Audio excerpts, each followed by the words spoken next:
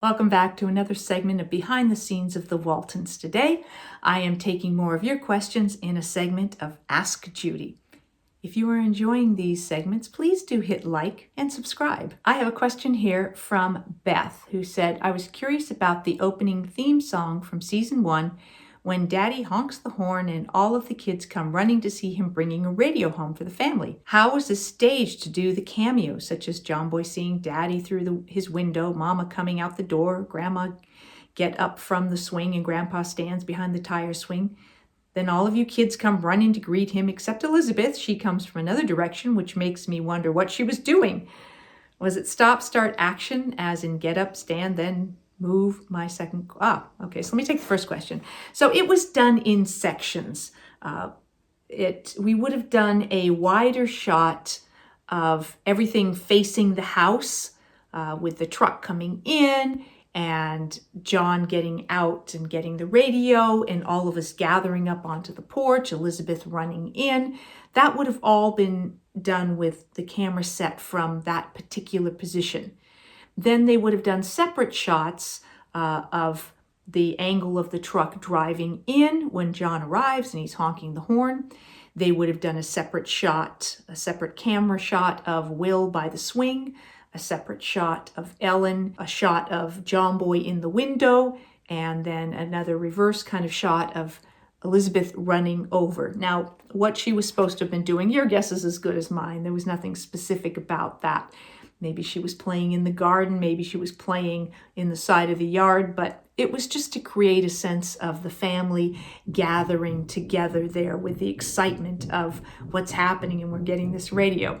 Which raises kind of an interesting point, because in the homecoming, we sat around and listened to the radio, and yet this is supposed to be a year later than the setting for the homecoming. So maybe we got a new radio that worked better. Who knows? Anyway, your second question was, as you were all together as a family, the picture goes from live to changing and looking like a photograph. Did someone actually draw that, or was it some sort of technology to make it look that way?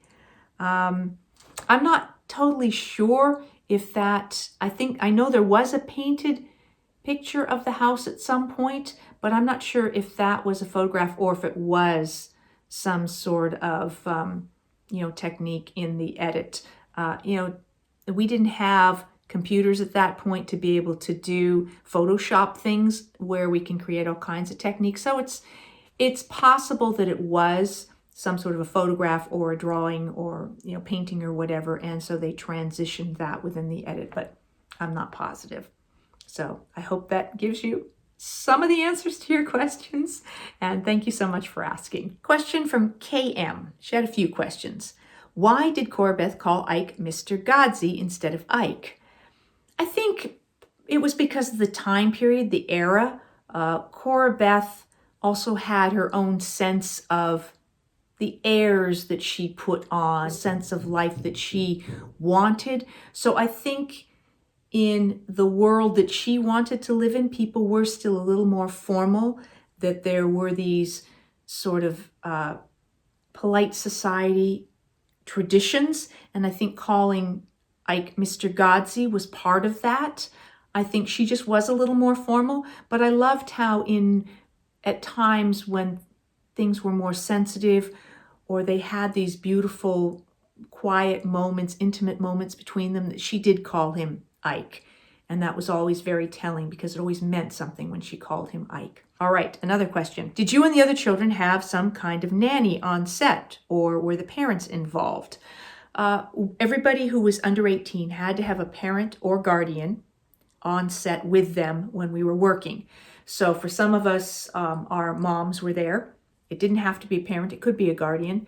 Cammie's mom worked full-time, so Cammie always had a guardian, and in later seasons when I was older, but still my mom needed to be there, my mom acted as Cammie's guardian as well. And then once I turned 18 and didn't need a guardian, my mom still took Cammie as her guardian. So it was one or the other. And in this case, many of them were the moms. And then, how did you land the role? Had you been acting in school at a young age? I started off doing like little musical reviews and little theater productions and stuff like that. And then when I was maybe 7, my dad found me an agent. I started doing some initially background work, like in commercials and things, and then I started auditioning for roles.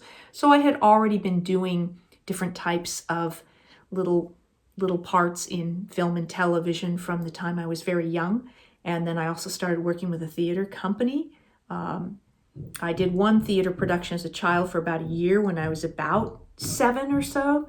And then when I was 10, I joined a theater company that I was involved in up until I started doing the series, and I couldn't do both anymore, just time-wise. So that was how it kind of came about for me. And then it must have been quite hard for some of the kids to remember lines and positions where there are just a lot of shots. Not really. Most of us we did our homework. We learned our lines, we learned our blocking, and we shot in really short segments. So it was pretty easy to remember where you were going and what you were doing because you did it multiple times. And sometimes people messed up, but mostly you get in a groove and you know what you're supposed to be doing and you do it. So we moved along pretty quickly, and all of us quickly, came up to speed. Some of the others had also been working before. Eric Scott had worked before. John Walmsley had worked before. I'm not positive. I know it was one of the first things Cammie did, and Mary McDonough. David Harper, I don't recall offhand. But, we kind of helped each other as well. And then, do you know why Olivia didn't have more relatives, mother, father, siblings, and why wasn't that brought up on the series? It's true that we focused more on the Walton side of the family, John's side of the family. We did make mention a few times of relatives of Olivia's. She had an an Aunt Kate that she went to visit. Uncle Cody, I believe, was a relative of hers. She mentioned a sister, Frances, at one point in an episode.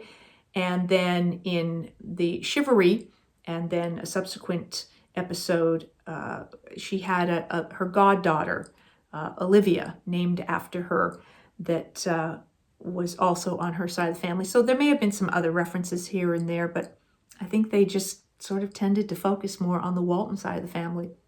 So I hope that helps with some of your questions. And thanks so much for writing these all and for all of your interest. This sort of follows on the last questions. Marcel asked, you mentioned your own mother was on your on-set guardian. Was a guardian a state of California requirement? I believe so. It was certainly part of the child labor laws and within the union and stuff like that. So I don't know if it was so much state or union requirements. And yes, and you asked if the guardians bonded the way the cast did. They really did. They became very good friends, and they hung out together on the set, knitting and telling stories, and we all went to lunch together, the kids and our guardians.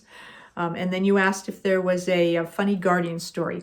I remember one time Eric Scott's mom, Judy, was telling a story about their part of their job was to protect us, and there were some things that they weren't that they were concerned about or felt should be happening on our behalf. And so the mothers decided to go up to the production office and speak with the person who would have made those decisions. And Judy Scott talked about how they all went in there and everything. And this particular man, I know I dealt with him once or twice. He could be pretty intimidating. And he wasn't inclined to say yes to things. So she said she kind of came in and she started walking forward, and she was, toughening up to plead their case. And she turned around and realized that everybody else was like 4 steps back, and she was kind of out there on her own. But she did her best to state their case. I don't know that it was successful, but we appreciated the effort on our behalf. A question from Kelly. She said 2 questions. One about Richard Thomas and the glasses John Boy wore. Were they prescription or a prop? I believe they were a prop. I think Richard just thought that they were nice for the character, and I think they were just basically clear glass. So that's that question. And then a more general one, in talking on the phone scenes when the other person cannot be heard, is there someone actually talking on the line to help with the pacing of conversation, or do actors just pretend? Basically, actors just pretend. We will sometimes kind of know in our mind what it is that we are responding to, what the other person that we can't hear is saying. So you do sort of create those telephone conversations. You speak, and then you have to sort of imagine that what somebody else is actually saying. And sometimes I would write pretend dialogue, so I would know what it was I was hearing, what would make sense. And it's not even in the script. We just have to, from what we are saying, kind of deduce what was said to us and react to that. So it is all basically pretend. This question from Doug. As the Waltons was set in the 1930s and 1940s, a number of storylines in various episodes were based on historical events of the period. As a young person during your time on the show, how much history did you learn or become interested in as a result of being exposed to the scripts that reflected the historical events of the time? I certainly learned a ton about that time period from doing the show, everything from things that Will Geer taught us about nature and the environment and things like that, or what was actually in a story and what life would have been like then. Milking a cow, I'd never done that. I learned that, or about churning butter or making ice cream. So there were a lot of elements. Episodes in particular that stood out were like the Inferno about the Hindenburg. So I learned a lot more about that because of that episode. And also the abdication. I really didn't know the story of Edward, King Edward, and his abdication. So I remember reading up on that before that episode. So certainly a lot, and a lot maybe that I didn't specifically research, but that I just absorbed from my time on the show.